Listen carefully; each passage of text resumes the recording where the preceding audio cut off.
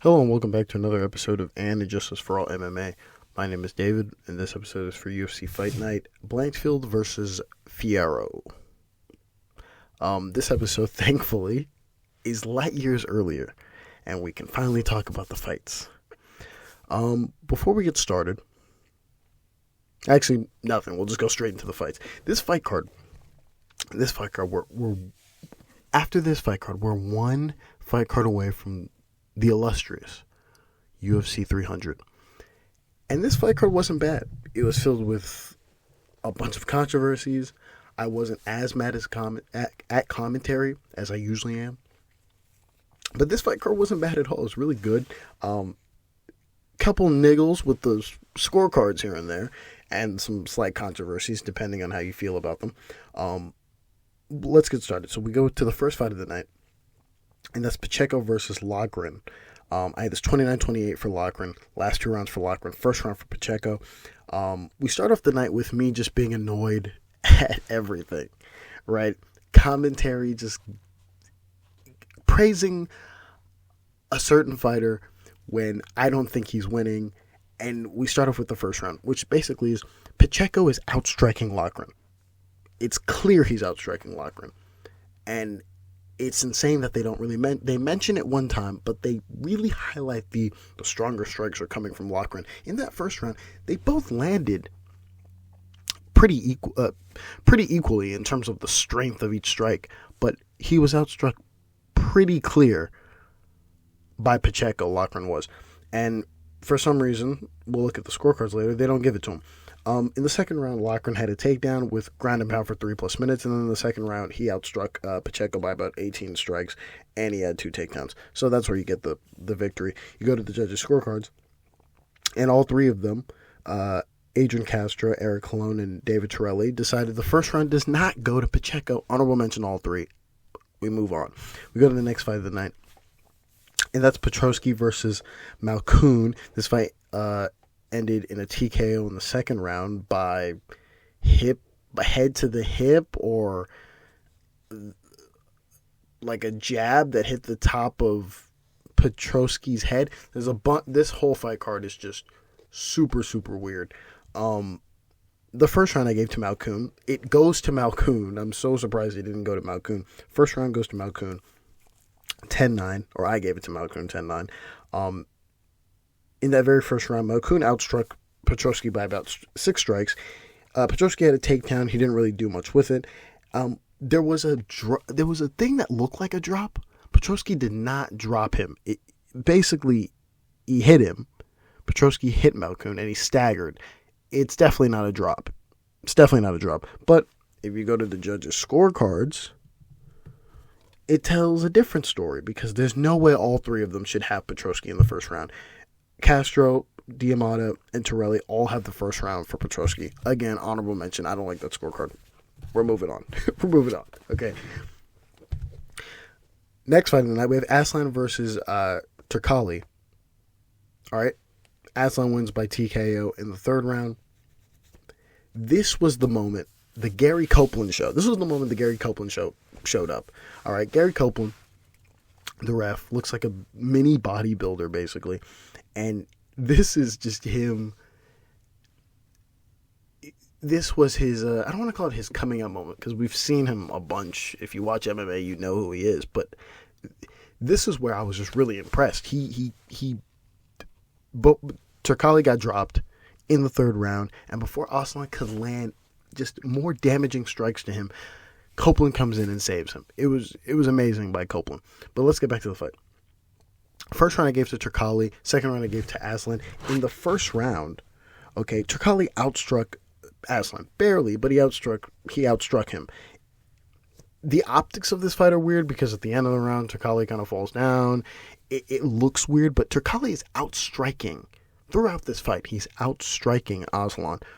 We'll go to the scorecards later and we'll figure out that some people disagree. Second round, Aslan outstruck Turkalj by about 11 strikes.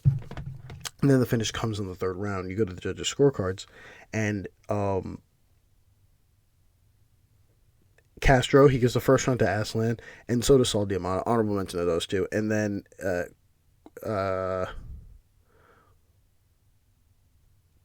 Quirito sounds cooler. Quirito gives a first round to Turkalj. So, and then the last 2 rounds, they all 3 of them give it to Aslan. You go to the next judges scorecard. This one had me a little miffed. This one I'm not too big of a fan on. Arce versus Burns. This fight ends in a TKO for Arce, right? Because Burns essentially has no chin, right? There's a couple people on this fight card who don't have chins, and it's him. I think it's I gotta look around. Algeo, but Algeo can weather the storm a little bit, but Algeo's one of them. And Luque.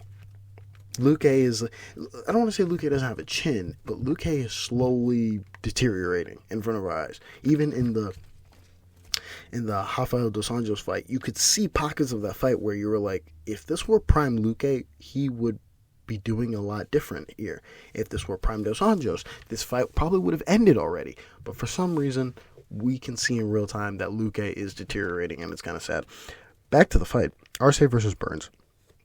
All right, I had this a 10-9 before the point deduction on Burns. I had this a 10-9 for Burns, okay? And then it equals a 9-9 after the point deduction. In that very first round, if I can find it here, in that very first round, I can't find it. In the very first round, Burns barely outstrikes Arce. He outstrikes him by about 2 strikes or whatever, but he's outstriking him throughout the fight. You go to the judges' scorecards. It's kind of all over the place here. So you have Castro, who gives a 10-9 to Arce, making it a 10-8 in that round. Honorable mention, nonsense.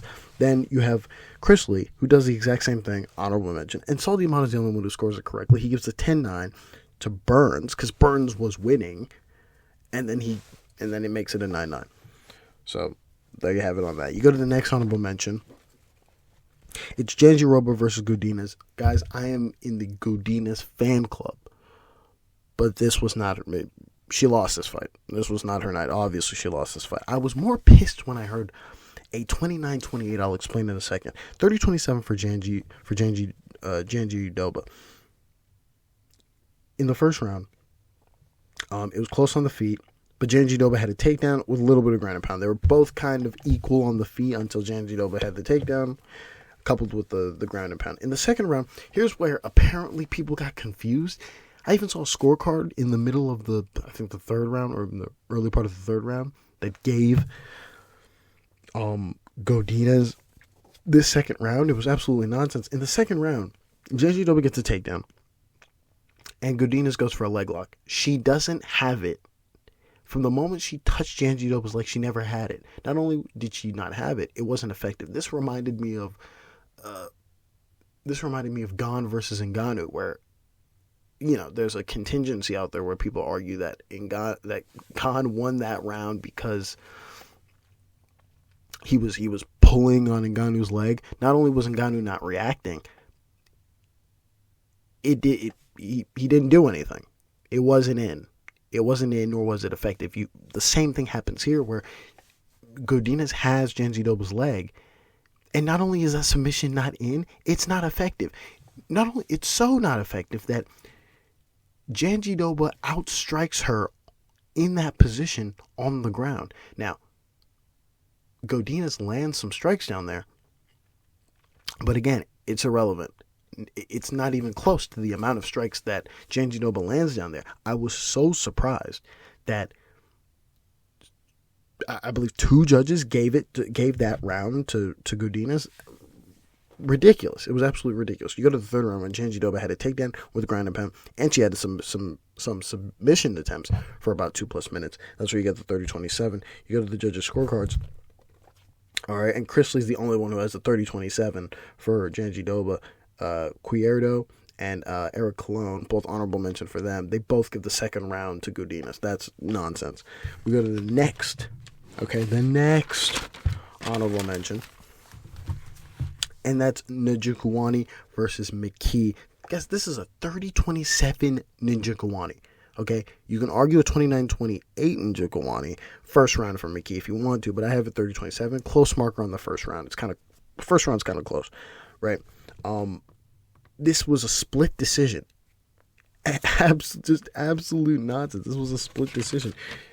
In the first round, it was close on strikes, giving the edge to Njokuani. I think he outstruck McKee by about 2 strikes, but it was close. You can argue the first round for McKee if you want to. Second round, Njokuani outstruck McKee. He outstruck him in the clinch. He outstruck him on the feet by about 20 strikes, and then Njokuani had a takedown, and he outstruck McKee in the third round.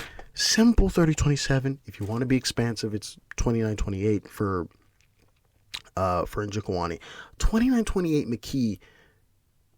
You're asking for something. You go to the judges' scorecards. Saul Diamato and Chris Lee have it the correct scorecard. 30-27 Njokuani.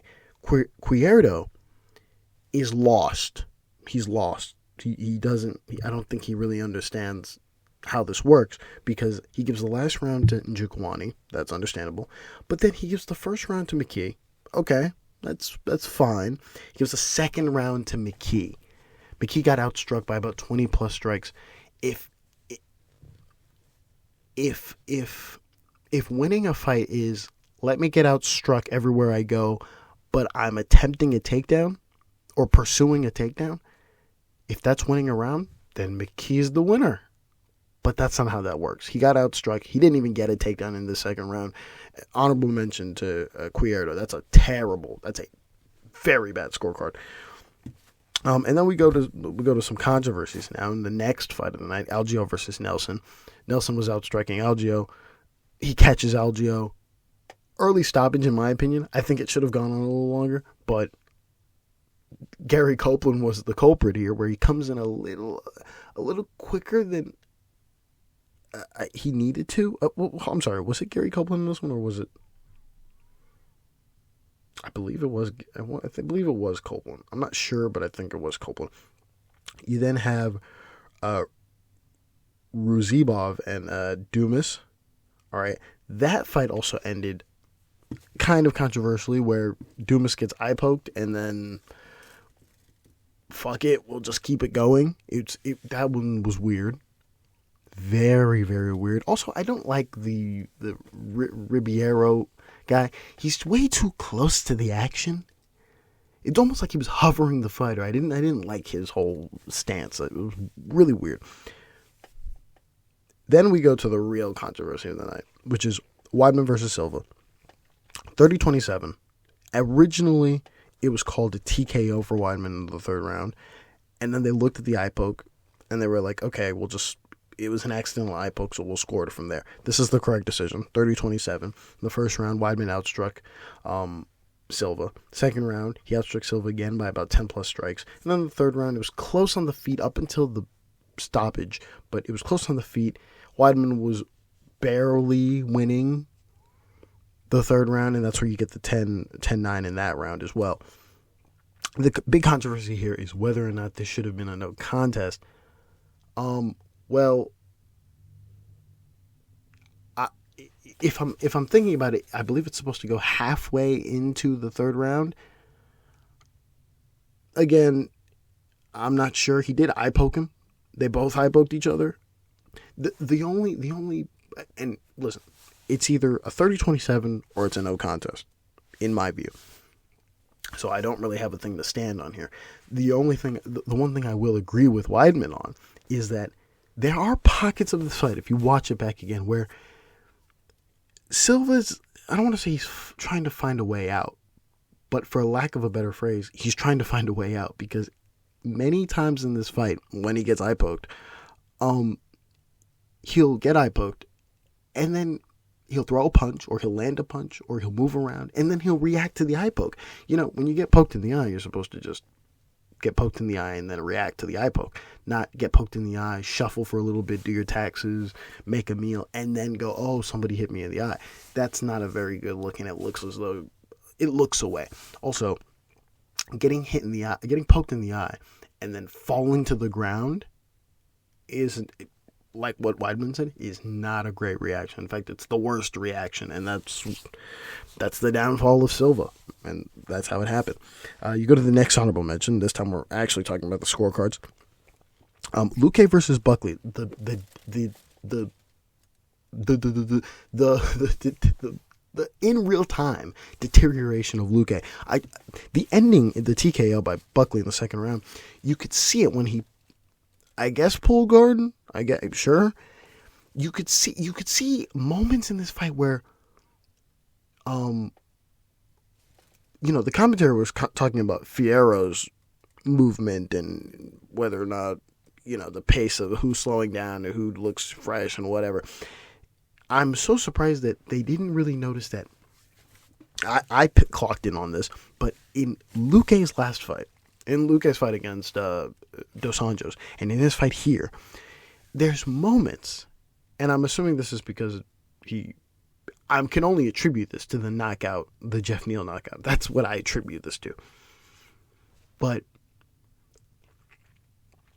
there's moments in this fight and the Dos Anjos fight where when he's moving, he seems a second off.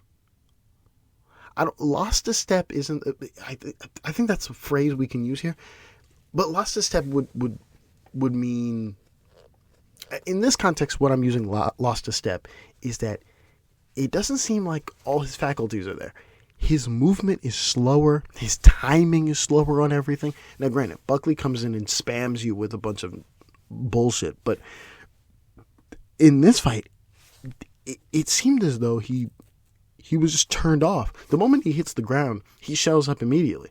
It's not as though he was looking for a sub or anything, or tries to grab Buckley's leg, or tries to swim upwards. No, it's just he's lagging. He was lagging in real time, and it's really sad to see. But from a scorecard perspective, we'll go to the scorecards. He was outstriking Buckley barely in the first round. He was outstriking Buckley. He was, and then the second round he got TKO'd. You go to the judges' scorecards, where it's a little wonky. Eric Colon gives the first round to Buckley. No. Dave Chiarelli gives the first round to Buckley. No. Saul D'Amato correctly gives the first round to Luque. He's outstriking him. Granted, it's barely, but he's very much outstriking him. Buckley is missing on a lot of his strikes. Luque's landing. They both land on each other, but Luque's the one winning. There you have it. You go to the last fight of the night. Before I even get to Blanchfield versus Fiorot, before I even get to the judges' scorecards, my scorecard is 50-45. Duh. Anything more or less is atrocious. The fact that Scott Fantano's scorecard was Fontano or whatever his name is, was shown on the broadcast as Blanchfield winning a round just goes to show that they should stop that. They should stop that. Not only should they stop showing the scorecards, they should stop showing his scorecard. His scorecard is banned from ever being shown because for some reason you can't score properly and tell me that you know what you're looking at that point. Let's go to the score. Let's go to just what happened in each round. Okay, in the first round, Blanchfield had a submission attempt. That was I don't want to say that wasn't in, but it was causing problems for Fiorot. But for the sake of the argument, it's in, right?